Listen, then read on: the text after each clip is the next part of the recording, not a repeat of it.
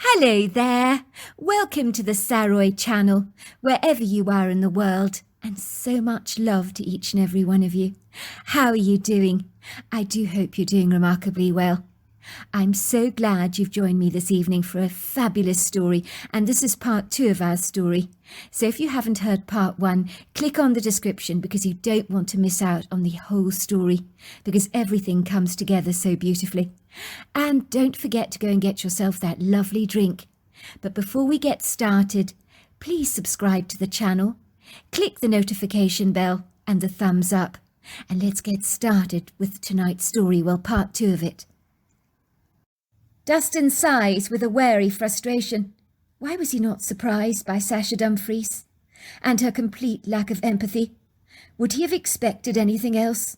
Of course not. She was a narcissist, he thought. More fool him for thinking he could talk her around. She was as unyielding as a brick wall. He raised himself up from the luxurious upholstered chair, finding himself standing only 2 feet away from his ex-wife. He can smell her cloyingly, sickly sweet perfume. She appears to be smirking at him contemptuously. "You're pleased with yourself, aren't you, Sasha? You enjoy me grovelling to you, begging you to relinquish the agreement. I don't like having to ask you for this, Sasha, but I'm begging you to reconsider, to help me out here. I would appreciate it so very much. So would my family." "I will admit I'm not sorry to refuse you, Dustin. I have no pity whatsoever for your situation. You've made your bed. Now you lie on it. I'm glad you're going through hell. Really, I am. You deserve everything that's coming your way. Now you know what it felt like for me when you dumped me. And for the record, Dustin," she said, giving him a triumphant grin, "I'll never, ever get married again, and you'll never be freed from your alimony payments." Now she was really toying with him like a cat with a mouse, enjoying seeing him squirm. In a trice, Dustin's boiling blood rose up like a fiery inferno, and before he knew it, he had punched Sasha in the face so hard that she went flying backwards, her head hitting the wrought iron glass table, her whole body flopping over like a rag doll, landing on the gleaming oakwood floor with a loud, ominous thud. Dustin hurriedly ran over to her, alarm coursing through his veins. What had he done? He'd hit a woman for the first time in his life. "Sasha, I'm sorry. I didn't mean to." The woman is lying there limp on the floor, looking exactly like a boutique's mannequin, and Dustin knows at once that she's dead. There's no doubt, because her eyes have become like cold marbles, staring vacantly into space, with eyes that no longer see. Dustin reaches over to check for a pulse, feel for a heartbeat, but there is nothing, absolutely nothing. The woman's body is limp, unresponsive, unflinching. "What the hell have I done?" thought Dustin. "I could go down for murder. No one would believe it was an accident. After all, he'd have a motive to murder his ex-wife, a cessation of alimony payments, and a revived ability to finally pay his debts." Dustin works fast on his feet. He hurriedly dashes over to his ex-wife's bedroom. He looks for one of her Louis Vuitton suitcases and quickly selects a variety of clothes his ex-wife would normally wear, placing them neatly in a suitcase, along with her passport and purse. Sasha was very close to her sister Selina, who would possibly tell the police that Sasha must have gone away. He knew she was forever going off on cruises and holidays, sometimes quite spontaneously. Dustin wanted to make it look like she'd gone away. No one must ever suspect that he had anything to do with her fortuitous demise. What about his white Hyundai, parked in her driveway? Maybe someone would have noticed it, but then again, even if they had, there are hundreds of white Hyundai out there. His was one among hundreds of thousands, he was sure. It was amazing that Sasha Dumfries was dead, without any blood leaking from her head. At least he didn't have to clean that up, and there was no evidence of an obvious crime scene here. Dustin lined his trunk with dozens of black bin liners, plastic taupe and blankets. Thank God it was dark out there. The night was not friendly. A half-crescent moon had tucked herself behind a misty, tenebrific, vaporous haze. almost as if the moon could not bear to see what Dustin had done, and was shrivelling up in disgusted revulsion. He couldn't bear to see what he'd done either. It made two of them. This whole thing was a ghastly nightmare, a grievous mistake, the likes of such that happened only in the movies, but never in real life, surely not. Murders were done by evil, vindictive people who had no heart or soul. But tonight Dustin had become the lowest of the low, a cockroach of society. He had never willfully meant to hurt Sasha Dumfries. It had happened so incredibly fast. It had been a dreadful accident. Sasha had cruelly provoked him. He should not have lashed out at her like that. He wasn't aware of his own strength. He'd never hit a woman before, but an unrestrained impulse had engaged his fists before any sense of judicious reasoning had been called into play. Dustin rolled his ex-wife up in a long blanket. She was heavier than he remembered, but he managed to carry her to the trunk, where she slipped easily into the back. He covered her with some dirty washing he found in a laundry basket. He glanced briefly around her house for the very last time, checking for anything he might have overlooked, but everything looked fine. Justin threw the contents of the refrigerator in a bin bag. He perceived an empty fridge would suggest someone was going away.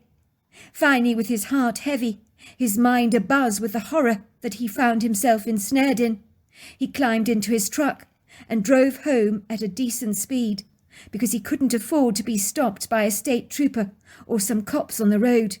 That was the last thing he needed. When Dustin drove down the family's long sweeping driveway, his truck juddered and choked as it rolled over the uneven ground. He stared vacantly through the windscreen window. His mind had become like scrambled eggs, but he had to think clearly, concisely. He had to leave no stone unturned. He didn't need a trail of evidence to lead straight back to his front door. He had to be cleverer than the police. There was no way he was going to spend the rest of his life rotting away in a prison cell on account of Sasha Dumfries. If that woman had one reasonable, decent bone in her body, it would never have come to this. That poisonous ex-wife of his had stolen enough from his life already, and he'd be damned if he was going to let that woman ruin his life from beyond the grave. When he returned home and got out of the truck, he informed his wife he had some things he needed to do in the barn. His wife knew by his sombre, very aggrieved expression to leave her husband well alone, to give him his space. Things obviously had not gone well with Sasha Dumfries. Dustin went out into the open meadow and burnt his ex-wife's clothes and possessions that he'd taken from her house in a large drum, with the help of some gasoline and a match. He watched the bright orange hungry flames swallow everything up until there was nothing left behind, although the air was filled with the smell of burnt paper and singed hair. By the time he returned to the farmhouse, he did smell of fire. His wife asked him why she could smell a faint burning smell lingering on his clothes, but he was very guarded in his response. "Where have you been, Dustin? Why do you smell of burning paper?" "I don't want to go into it right now. I'll talk when the time is right, but I don't want to talk now." "Fair enough. I thought as much. That's why I didn't come to check on you when you went to the barn. I could see you needed your space. You looked so washed out when you came back, so white, from seeing Sasha Dumfries. It didn't take a rocket scientist to discern that things did not go well. In hindsight, I shouldn't have persuaded you to go and see her. I can see you're quite shaken up. The woman is rotten to the core. Do you want to talk about it?" "No, I don't. I appreciate you giving me my space, sweetheart. It's one of the things I've always loved about you. Why don't you go to bed right now? I think I'll hang around and watch some sport on television. I'm too wound up to relax." "Are you sure you're all right, darling? You look distinctly peaky. I'm worried about you. In truth, I've never seen you look so dreadfully out of sorts, apart from the time when you had that bout of pneumonia. I thought seeing that woman face to face would make things go so much better, but I can see I was wrong. More fool me. I'm so sorry it didn't work out. But we'll find our way around our finances, even if we have to go cap in hand to your parents and eat large, gluttonous portions of humble pie. We'll do what we need to do to overcome some of these hurdles we're facing. Oh, by the way, there's some casserole on the side if you're hungry, left over from dinner. But I think I will shoot off to bed if you don't mind. For some reason, I'm totally shattered. I'm worrying about our finances incessantly. It's consuming all my energy. It's eating me up alive. You go off to sleep, sweetheart. You looked very, very tired, he said. If you're sure. I'm sure. Now off with you. Dustin put on the sports game to feign he was watching television, and clandestinely slipped out of the house and stealthily unloaded his ex-wife's body from the trunk of his car onto the back of their family 4-seater ATV. And to his amazement, everything fit on the ATV perfectly well. The crescent pearly moon was not exactly indulgent, but was no longer shrouded by a vaporous mist, as it had been earlier on in the evening, when he was dragging Sasha Dumfries's body out of her Charleston house under a dusky sky. It was now staring down at him officiously from the velvety canopy with a soft glowing ethereal light that did little to diminish the darkness, but Dustin was well prepared. He was wearing a torchlight on his head and had extra lighting on hand in the form of 2 very powerful torches. He had brought along a large trowel he was going to use to bury his ex-wife. It was a stroke of good fortune using a vehicle like this, as it meant manoeuvring Sasha's body would be a hell of a lot easier than using a truck. The woodgrove was a magnificent place to be buried, he thought, surrounded by all the fabulous trees and the beautiful flowers, along with the frolicking horses in the meadows. I wouldn't mind being buried here myself, but not like this, when no one knew what had happened to you. But Dustin chastised himself for engaging those thoughts. There was no point in crying over spilt milk, which was the story of his life, one mistake after another. It was a cool night. The temperature had dipped significantly. A feisty wind was blowing. It whipped against his caramel-coloured pants that were now smothered with a grey ash. The punnelling wind nudged his cheeks with its icy cold hands, whispering through the trees words that sounded ominously like, "I know what you did. I know what you did." He juddered and jolted down the earthen trails of this woodgrove, driving his ATV rather recklessly, surrounded by the towering loblolly pines, the black topilo and red maple trees, that stood proud and tall, like skyscrapers in their lofty majesty. In the lingering twilight, their imposing silhouettes meant that they became like the trees in a black and white photograph, ambiguously obscure and indeterminate. It was too bad Sasha Dumfries had to be buried in this magical place, because when he entered the woodgrove in future, he'd always be reminded of what he'd done to her. That woman contaminated everything she touched. The air tonight was arrested with the pleasing, fragrant smell of wild flowers, pine and moss, while the tranquil sounds of the crickets trilled out into the night. Their cheerful orchestra was like a reassuring band-aid on his angst. Finally, Dustin located an agreeable spot under a black tupelo tree that would be the perfect place for a grave. He began to dig the grave. The ground was hard and unyielding, but with some forceful thrusts with his heavy trowel against the dense, compacted earth, meant it heaved and groaned, and some of the soil gave way, finally loosening, while gnarled roots broke off in his hands like skeletal bones. His heart was ponderously heavy, his mind a whirlwind of chaotic confusion. Would it not be best to own up to what he'd done? But supposing a judge and jury showed him no mercy, he could potentially be locked away in a prison cell indefinitely, maybe for the rest of his earthly life. What would it do for his children and his wife? It would destroy them. Their father, being labelled a murderer, would hardly do his daughter Caroline any favours in her legal career that she hoped one day to pursue. He could visualise his daughter now saying, "Yes, of course I'll represent you. That's right, I am the daughter of that savage murderer that mowed down Sasha Dumfries in cold blood." No one would ever see things from his perspective. People were so quick to judge men unfairly, believing the woman was always the victim. When the woman ended up dead, the man was always labelled the monster. As is often the case, Nothing is what it seems. He could imagine Sasha Dumfries's lawyer standing in front of the jury saying, "Ladies and gentlemen of the jury, we all know that Dustin Oswald could have walked away from Sasha Dumfries, but so enraged was he that he punched her violently hard. She fell back and hit her head on a wrought iron table. He was inflamed with fury. This is murder in cold blood. He needs to be sent to prison for the rest of his earthly life." "Oh God," he kept saying to himself, "what the hell have I done? What have I done?" All of a sudden he felt his heart pounding violently in his ears, his chest tightening, his breathing becoming shallow.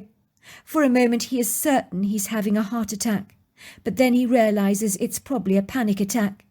Beads of perspiration are pouring down his forehead, and for a second he breaks out in a cold chill, as if he's running a fever. He decides to rest under the black topilo tree for a while, and sits down to breathe, with a trowel at his side. He finds his whole body quivering, choking up with tears, as he begins to sob. How he wishes he could go back in time, undo the damage of what he'd done, but there was no going back. Sasha Dumfries was dead. How long he sat there crying, he didn't know. He had no concept of how much time had passed. But when he looked up, he realized he was not alone. A tall, powerful, majestic wild woman was standing yards away from him. She furrowed her forehead, displaying a genuine look of grave concern on her leathery grey, human-like face. Dustin suddenly found himself swaddled in an all-encompassing, warm, congenial hug, as the creature seemed to be showering him with love. For a moment he was so nonplussed by this hairy woman, who he knew at once was a Bigfoot, that his troubles just seemed to float away for a brief second, like the white smoke from a chimney. Of course he had heard about the elusively ambiguous creature known as Bigfoot before, yet seeing one up close and personal, it seemed almost too incredulous and fanciful to be real. Was he being delusional, he wondered, his mind so consumed by his lugubrious melancholia that he was now seeing things that weren't actually there? He rubbed his eyes in disbelief, but when he opened them again, the creature remained still there. Her deep-set, intelligent dark eyes were fixed directly on him.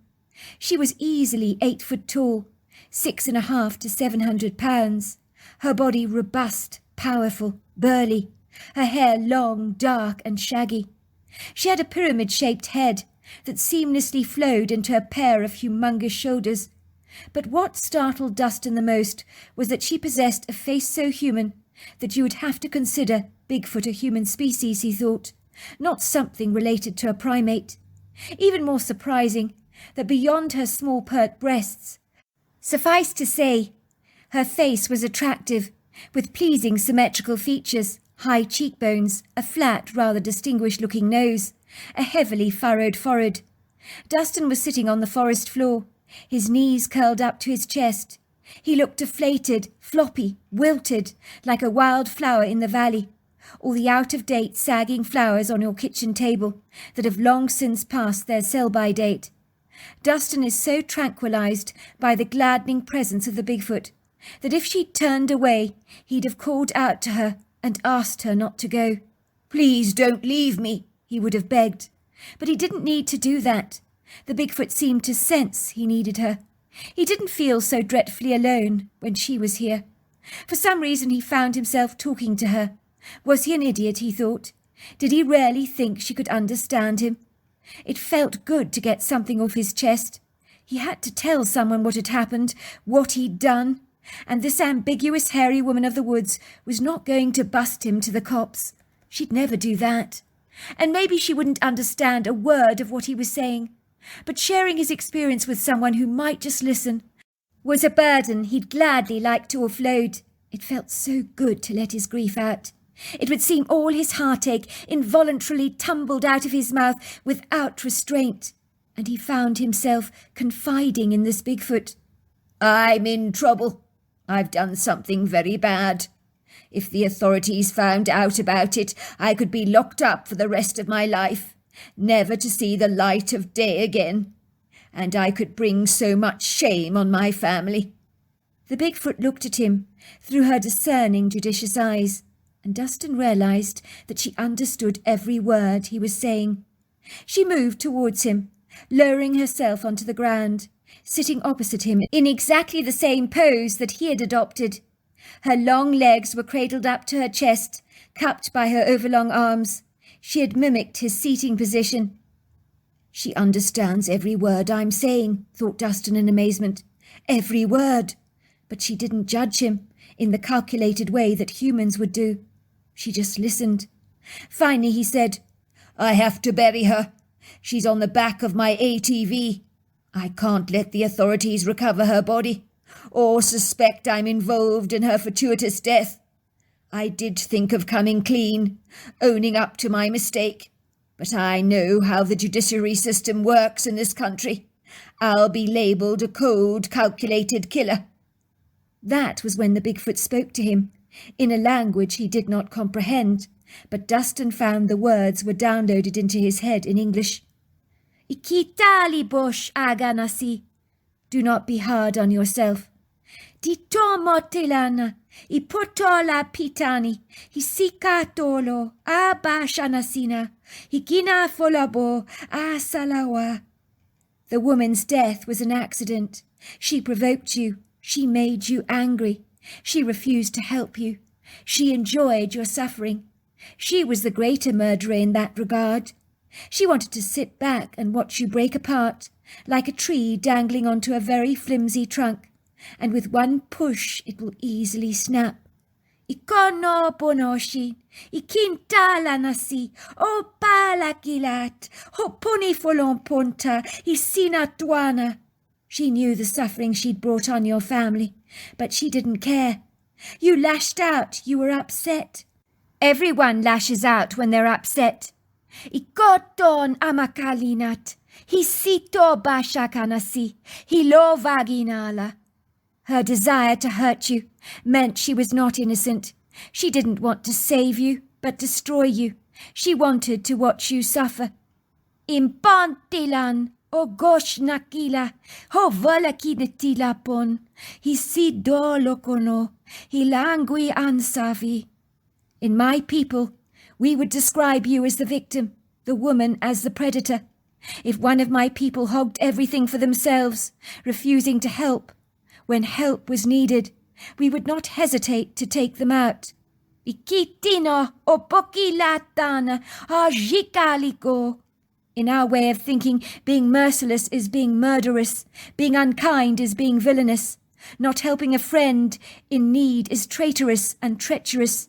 "Itinto hapatilasha, hogona ilitani, hitolobaga." This woman you speak of needed to go. Her heart was cold. Life is a gift. People who exploit that gift are not welcome here. They are the bad eggs. They need to be discarded. "Maybe, but I'm going to get into trouble. If the police send their dogs into the woods and they smell her scent, then I could potentially be arrested and convicted of her murder. I could be locked away for a long time. I have a wife and family to consider. I can only imagine what this will do to them." "Pitato, apocolanti, hisifa kinalono, hisataliko, hisifa shikini." Well, why are you burying her here? You give yourself away. The ground is hard and unyielding here. Any soft, recently dug ground will easily reveal her grave. The dogs will locate her smell. Trouble will follow you, like a bad smell. "I know, but what am I to do?"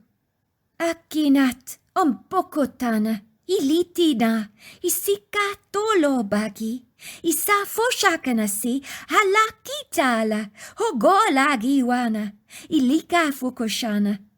"Leave it to me," says the Bigfoot. "I'll bury her where she'll never be found. The dogs will never be able to pick up her scent or trail.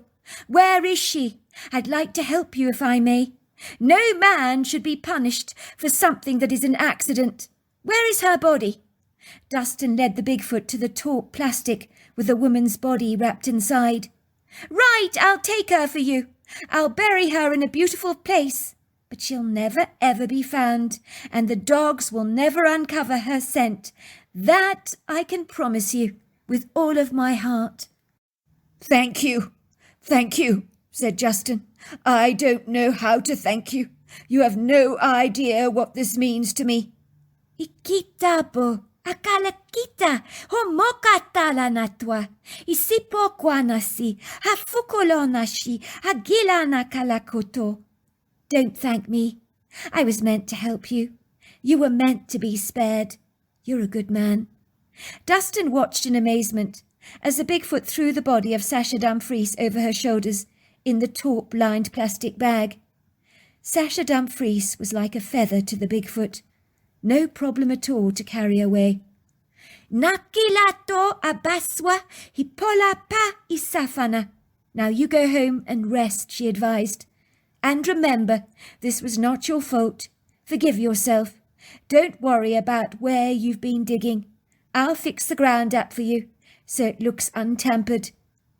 2 months later, when Dustin saw 2 plain-clothed detectives walking to his front door, he knew what they were here about. He hadn't told his wife Priscilla what had happened to Sasha Dumfries, only because she was a dreadful liar, and if she was cross-examined by the police, she would not stand up very well to their scrutiny. She would look as if she had had something to hide.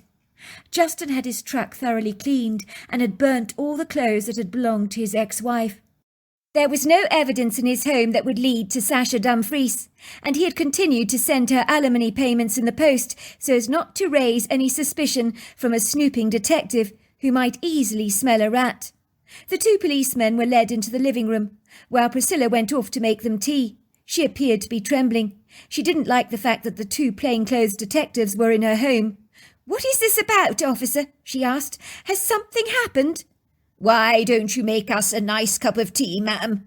We will inform you what's going on in a moment. We just need to speak to your husband first, if we may." Dustin could hear his heart thundering in his chest so violently. Oh, this was awful. He was sure these men could hear it too. His fingers were clammy, and he could feel beads of perspiration breaking out in his back. "Be calm," he told himself. "Be calm. If you look remotely tense, you'll make it look like you have something to hide." The older police detective was studying him curiously through his rather avant-garde spectacles that had rather zooty silver frames which seemed to bring out his steely grey, judicious eyes. He was scrutinizing Dustin's body language. His eyes were as sharp as an owl, taking everything in, from the furniture to the shabby grey dog they had collected from the pound recently, who had become very attached to Dustin of late and followed him around everywhere he went. Now he had become a footrest for Dustin's shoes, and the dog's comforting presence helped him to calm down significantly. The other police inspector looked young, well, young enough to have broken into a fresh scattering of pink pimples on his chin, obviously made worse by his attempts to shave. He looked a lot more timorous and callow, as if he was new to the job and still finding his feet. "Mr. Oswald, my name is Inspector Sidney Winthrows. I'm here to ask you some questions concerning a missing persons case. It would seem your ex-wife, a Miss Sasha Dumfries, appears to have gone missing. We received a very worried call from a concerned sister of hers, a woman called Selina Dumfries. She told us that her sister Sasha appears to have gone away on a holiday, taken her luggage and clothes, emptied the fridge. In the beginning, she wasn't concerned. She describes her sister Sasha as highly impulsive, often taking last-minute cruises, and never getting in touch, so she wasn't worried. But when she didn't hear from her sister for over 2 months, she has reason now to believe that something dreadful may have happened to her." "That's awful," said Dustin, trying to look concerned by furrowing his brow. "I was wondering, Mr. Oswald, when was it last when you saw your ex-wife?" "I haven't seen her for 7 years, Mr. Winthrows. We were married for 10 years. I'm still sending her alimony payments, 20 years on." "I believe so. I do understand that over 7 years ago, according to her sister, you went to visit her. You wanted her to stop asking you to pay her alimony. Is that right? That's right, Inspector. I did. That woman has bled me dry over the years. I take it she insisted you continued paying her alimony. Is that right? That's right. What's this about, officer? Asked Priscilla, coming into the room rattling a tray laid out with china cups and chocolate shortbread cookies. Dustin looked at his wife. It's Sasha Dumfries. Apparently she went away on a holiday, possibly a cruise. Hasn't been seen since. She's now considered a missing person. I told these gentlemen here I only saw her 7 years ago. Isn't that right, sweetheart? That's right, said Priscilla, realizing she needed to cover up for her husband in some way. Look, Inspector, she said, handing him a large cup of tea. I'm going to be straight with you. Lay it all out. I don't know why Sasha Dumfries has gone missing, but we have not seen that nauseating woman for 7 years. That woman is a blood-sucking leech. My husband divorced her. She suffocated him. I assure you we have nothing to do with her disappearance. In fact, if you doubt us, you can search our woodgrove and our home. Turn it upside down if you like. We have nothing to hide. She pauses for a moment. Do you suspect foul play, Inspector? The inspector caresses his silvery beard with his fingers. I'm afraid we do. We've been interviewing a great deal of people. Let's just say Sasha Dumfries has accumulated a great deal of enemies over the years. No one has a good word to say for her, besides her sister Selina. Most people said they hoped that she would never be found. She has been described as manipulative, vindictive, calculating, spiteful, condescending. I gather she was having an affair and blackmailing her ex-lover to pay out big bucks. Or she would tell her ex-lover's wife about the affair. The man described her as the most insufferable woman he'd ever met in his life. But it turns out he has a rock-solid alibi. For the last 3 months, he's been living in New Zealand with his family. We've got several suspects in this case who have had altercations with Sasha at some time. She seemed to exploit people, overcharge her customers on the products she sold them. So she's made a lot of enemies and a lot of people angry, which means it's increasingly difficult to find out if anyone would hate her enough to harm her. Most people have no sympathy for her plight at all, I'm afraid. Why does that not surprise me? Asked Priscilla. I noticed around the time that Sasha Dumfries went missing that your finances were in a very bad way, Mr. Oswald. But I see the problem has been rectified. Yes, Inspector. I'm afraid my husband put all his eggs in one basket. He was well and truly duped by a scam that went badly wrong. We lost all our money. We're in a dreadful mess for a while, until my husband asked his father for a helping hand. It turned out he was glad to help, so he's lifted us out of our problem. He's been a lifesaver, a real gem. We all need fathers like that, said the inspector. Mine was as poor as a church mouse, I'm afraid. I'll see myself out. And if you don't mind, Mrs. Oswald, I would like to take you up on your offer and send some men with dogs to scan your woodgrove. We would also like to look over your house and car, if we may. But of course, said Priscilla, be my guest. Once the police had gone, Priscilla asked her husband what had happened that fateful inauspicious night when he went to visit Sasha Dumfries. I know you were responsible in some way for her disappearance. The way you looked when you came home that night after visiting her. I've never seen you look so haunted. Remember, you said you needed your space. You went off to the barn for hours and came back stinking to high heaven of smoke. What were you up to? You need to tell me everything, or how can I possibly help you? Well, I was burning up a large pile of Sasha's clothes, if you must know. When I met up with her that late afternoon, she was telling me she'd never let me off the alimony payments. She was toying with me, thoroughly enjoying herself, thrilled about our desperate struggles financially. So in a heated rage, I spontaneously lashed out at her, punching her in the face. She fell backwards on top of the wrought iron table, dying instantly. Oh, my God! Gasped Priscilla, clasping her hand over her mouth. You didn't! What did you do with her body? That's all been sorted out. The body is far, far away. It'll never be found. 30 years later, Caroline is standing over her father's deathbed. He's got an advanced form of bladder cancer, and that is when he tells Caroline the story of Sacha Dumfries and how a Bigfoot disposed of her body. "The Bigfoot helped you," gasped Caroline. "That's extraordinary. You know, Dad, I know you're not a murderer, and what happened was clearly an accident. But I can't imagine how dreadful it would have been if we hadn't enjoyed these last 30 years with you, and that you'd ended up rotting in a prison cell. You'd have never met your grandchildren. You'd have missed out so much. The Bigfoot was right. She was the real murderer. She could have helped you. You had to pay alimony for 20 years, and she still wanted more and more. Furthermore, she was enjoying your distress. Thank God the police never found anything when they were searching that woodgrove. That Bigfoot was true to her word." "I want you to take this note to the police once I'm gone," said Dustin, handing his daughter a manila envelope. "I never revealed where I put the body in the note, but I do explain I was responsible for her death, which was an accident. I don't want them to know Bigfoot helped me in this regard, but I want the police to know what happened, so they can finally close their files. Would you do that for me?" "Of course, Daddy," says Caroline, kissing him on the cheeks. "I imagine they already know she's dead. She's been missing for a long, long time now." "You can tell them she was buried in a beautiful place. That Bigfoot saved my life. She had my back. You know, Caroline, she was determined to get me out of trouble, and she did. If I had buried Sacha Dumfries in our woodgrove, those hounds would have spotted her body, found it in record time, and I would have been flung into prison.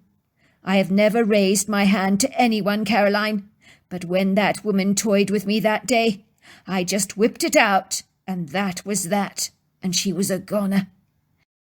"You've been quite accident-prone all your life, Dad," chuckles Caroline. "Any lessons you'd like me to learn from your mistakes?" she teases. Her father sits upright. "Always listen, Caroline, to older and wiser people who have the benefit of experience behind them. Don't always trust your own judgment. Get advice, weigh the options, and then decide. Don't presume to know better. That's exceedingly arrogant." So there you are. That's my story. Wow, what an incredible story. Until next time, goodbye and good night.